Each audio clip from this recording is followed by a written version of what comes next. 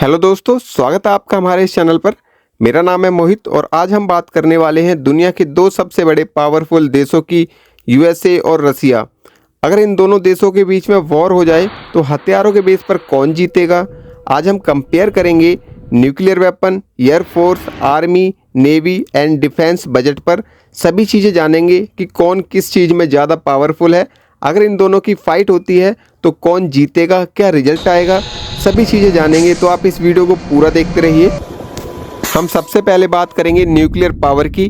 Nuclear weapon किसी भी war का सबसे बड़ा फैक्टर माने जाते हैं, क्योंकि ये इतने खतरनाक और विनाशकारी हथियार होते हैं कि अगर किसी भी देश पर इसका यूज किया जाता है तो वहाँ पर बर्बादी के अलावा कुछ और देखने को नहीं मिलता।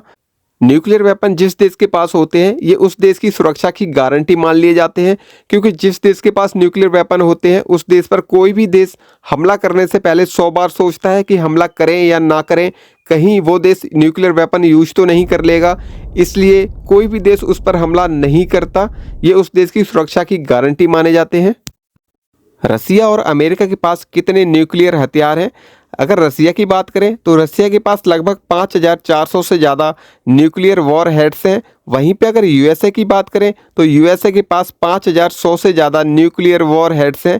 यहाँ पे रूस के पास थोड़े ज़्यादा हैं। अगर इन दोनों देशों के बीच में परमाणु हथियार से फाइट होती है, लड़ाई होती है, तो कोई भी देश नहीं जीतेगा। दोनों ही देश बर्बाद हो जाएंगे और धरती का एक बहुत बड़ा हिस्सा हम खो देंगे। अब बात करते हैं एयर पावर में। एयरफोर्स में यूएसए के पास लगभग 13,000 से ज़्यादा एयरक्राफ्ट्स हैं। वहीं पर अगर रूस की बात करें तो रसिया के पास लगभग 4,100 से ज़्यादा एयरक्राफ्ट रसिया के पास हैं। लेकिन हमें यहाँ पे नंबर के साथ साथ ये भी ध्यान रखना होगा कि अमेरिका के पास F-22, F-35 जैसे फाइटर जेट्स हैं जो रडार की पकड़ में नहीं आते। यहाँ पर नंबर में भी अमेरिका ज़्यादा है और जो अमेरिका के फाइटर जेट्स हैं वो भी यहाँ पर अच्छी क्वालिटी के हैं, अच्छे हैं, जो रडार की पकड़ में नहीं आते। तो यहाँ पर देखने को मिलता है कि एयर पावर में, एयरफोर्स में अमेरिका रूस से बहुत ज़्यादा आगे है। ग्राउंड आर्मी की बात करें तो रसिया हमेशा से ही हैवी ग्राउंड फायर पावर के लिए फेमस रहा है। टैंक्स की बात करें तो रसिया के पास 5700 से ज़्यादा टैंक्स मौजूद हैं।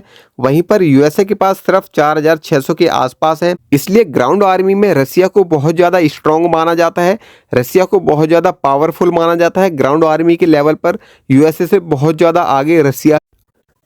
अब हम दोनों के डिफेंस बजट पर बात करेंगे, क्योंकि डिफेंस बजट बहुत ज़्यादा इंपॉर्टेंट होता है। जितना ज़्यादा डिफेंस बजट होगा उतनी ही ज़्यादा टेक्नोलॉजी डेवलप हो पाएगी, रिसर्च हो पाएगी। इसलिए डिफेंस बजट बहुत ज़्यादा इंपॉर्टेंट माना जाता है।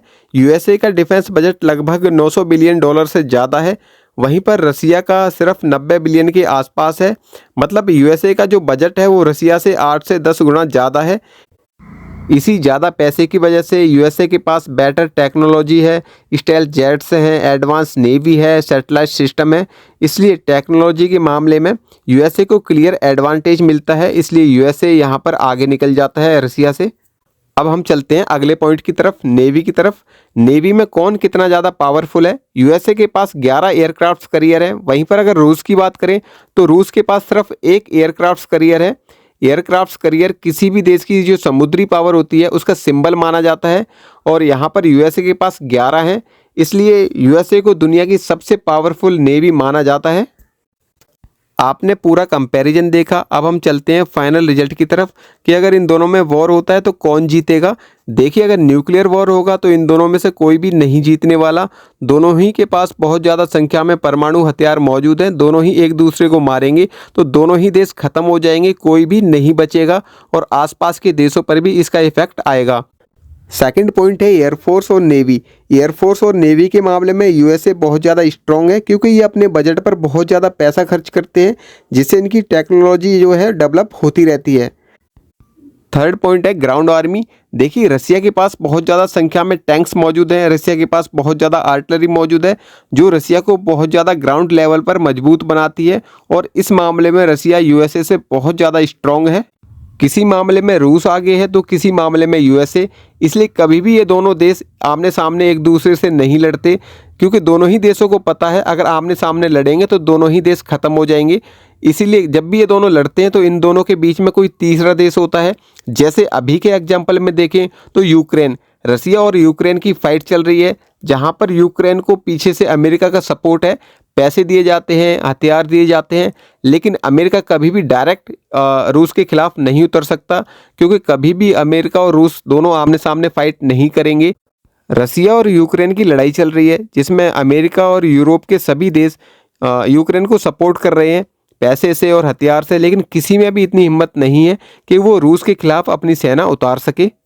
सेना उतारने का मतलब होगा रूस से डायरेक्ट पंगा, जो कोई भी देश नहीं लेना चाहता, चाहे फिर वो अमेरिका ही क्यों ना हो। आपके हिसाब से रूस और अमेरिका में लड़ाई होती है तो कौन सा देश जीतेगा, आप हमें कमेंट करके ज़रूर बताएं।